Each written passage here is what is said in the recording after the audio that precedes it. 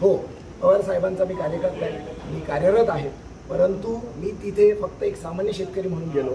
जर मी राष्ट्रवादीचा कार्यकर्ता म्हणून तिथे असतो तर पवार साहेबांच्या नावाने मी घोषणा दिल्या असती. मी कालच्या सभेमध्ये जर तो माझा कार्यकर्ता असेल तर मला अभिमान आहे असं सांगितलं होतं आणि त्यामुळे त्यांच्या भेटीसाठी त्यांनी मला आशीर्वाद दिले आणि माझी सगळी विचारपूस केली. पोलीस स्टेशनमध्ये काही त्रास झाला का वगैरे आणि मला भावी वाटचालीसाठी शुभेच्छा दिल्या.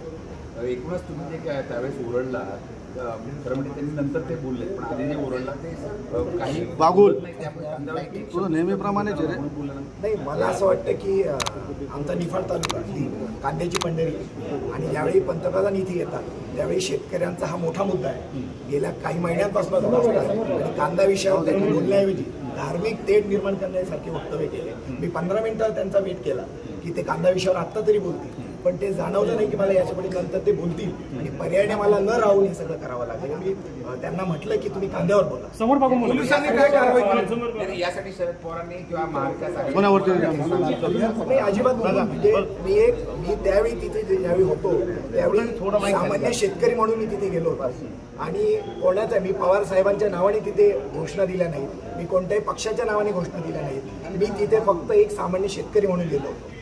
तुम्ही पवार साहेबांचे कार्यकर्ते होते? हो, पवार साहेबांचा मी कार्यकर्ता आहे, मी कार्यरत आहे, परंतु मी तिथे फक्त एक सामान्य शेतकरी म्हणून गेलो. जर मी राष्ट्रवादीचा कार्यकर्ता म्हणून तिथे असतो तर पवार साहेबांच्या नावाने मी घोषणा दिल्या असत्या, परंतु तसं झालं नाही. पोलिसांची काय काय कारवाई झालेली आहे? पोलिसांनी त्या दिवशी मला ताब्यात घेतलं, माझे फोन वगैरे जमा होते. दुसऱ्या दिवशी मला तिथनं सोडण्यात आलं, माझ्यावर चॅप्टर दाखल झाले आणि मला राजीनामा देऊन काल संध्याकाळपर्यंत सोडण्यात आलं. ओके, 2 मिनिट तिथंच थांबा. काढा बूम काढा. राजीनामा कसला राजीनामा जामीन सॉरी. ठीक आहे. Okay, thank you. 2 मिनिट तिथंच थांबा.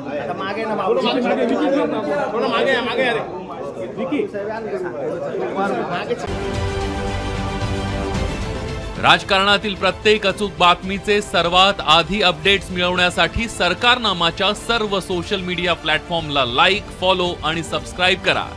तसंच सर्व नोटिफिकेशनसाठी बेल आयकॉन प्रेस करायला विसरू नका.